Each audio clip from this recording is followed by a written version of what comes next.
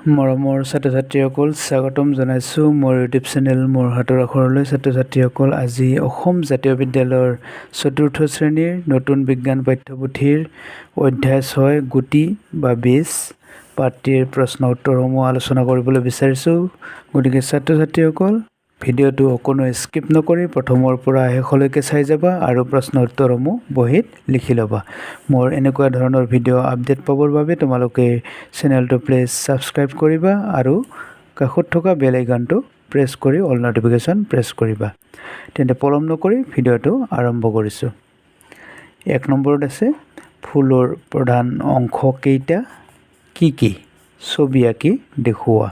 উত্তৰ ফুলৰ প্ৰধান অংশ 4টা, চুপহি, পাহি, পুংকেশৰ আৰু গৰ্ভকেশৰ। তোমালোকে এই চিত্ৰটো আঁকিব লাগিব আৰু চিত্ৰটো আঁকাৰ পিছত এনেকৈ নামবিলাক লিখি দিব লাগিব। এইটো হ'ল গৰ্ভকেশৰ, তাৰপিছত এইটো পুংকেশৰ, এইখিনি পাহি আৰু একেবাৰে তলত এইটো চুপহি। তাৰপিছত ২ নম্বৰত আছে কিছুমান গুটি নগজাৰ দুটা কাৰণ লিখা। উত্তৰ ক নম্বৰ অপৰিণত গুটিৰ পৰা গজালি নোলায়, খ নম্বৰ পোক পৰুৱাই খাই নষ্ট কৰিলেও গুটি নগজে। তাৰপিছত ৩ নম্বৰত আছে গুটি গজিবলৈ কি লাগে লিখা। উত্তৰ গুটি গজিবলৈ সঠিক পৰিমাণৰ পানী, বায়ু আৰু তাপ লাগে। ৪ নম্বৰ প্ৰশ্ন ফুল নোহোৱাকৈ গুটি হ'ব পাৰেনে। উত্তৰ নোৱাৰে। তাৰপিছত ৫ নম্বৰ আছে পৰাগযোগ কাক বোলে। উত্তৰ পৰাগৰেণু গৰ্ভকেশৰত পৰাকে পৰাগযোগ বোলে। ৬ নম্বৰ প্ৰশ্ন গুটিৰ ভিতৰত থকা অংশটোৰ নাম কি। উত্তৰ ভ্ৰূণ। তাৰপিছত ৭ নম্বৰত আছে 5বিধ এটা গুটি থকা আৰু 5বিধ এটাতকৈ বেছি গুটি থকা ফলৰ নাম লিখা। উত্তৰ এটা গুটি থকা ফল আম, লিচু, বগৰী, আমলখি, জলফাই। তাৰপিছত এটাতকৈ বেছি গুটি থকা ফল কমলা, কঁঠাল, আপেল, মধুৰিআম, অমিতা। তাৰপিছত ৮ নম্বৰ প্ৰশ্ন আছে শুদ্ধ উত্তৰটোত ৰাইট চিন দিয়া। ক নম্বৰ সকলো ফুলৰ ভিতৰত মৌৰস থাকে বা নাথাকে। ইয়াতে নাথাকে ৰাইট দিব লাগিব, তাৰমানে নাথাকেতো শুদ্ধ।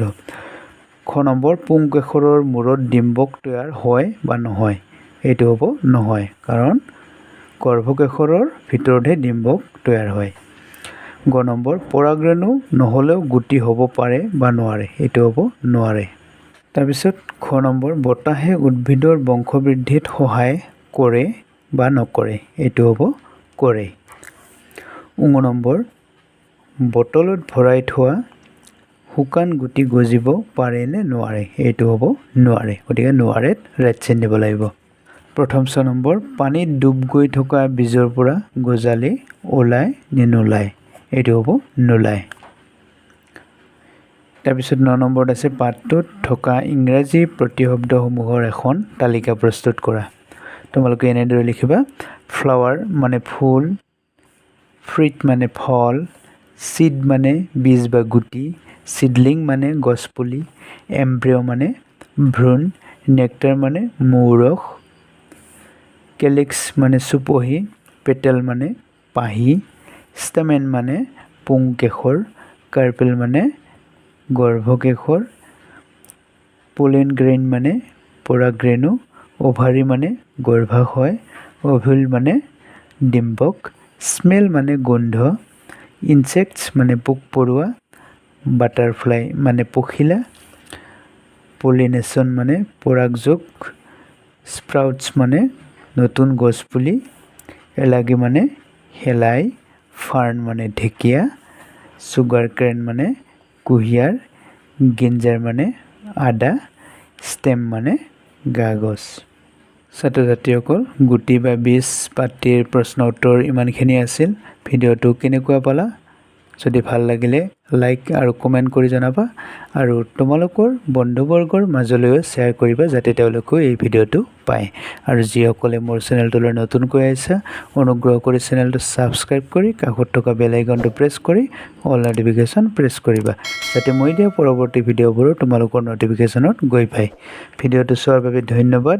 পুনৰ লগ পাম আৰু নতুন ভিডিঅ'লৈ ধন্যবাদ।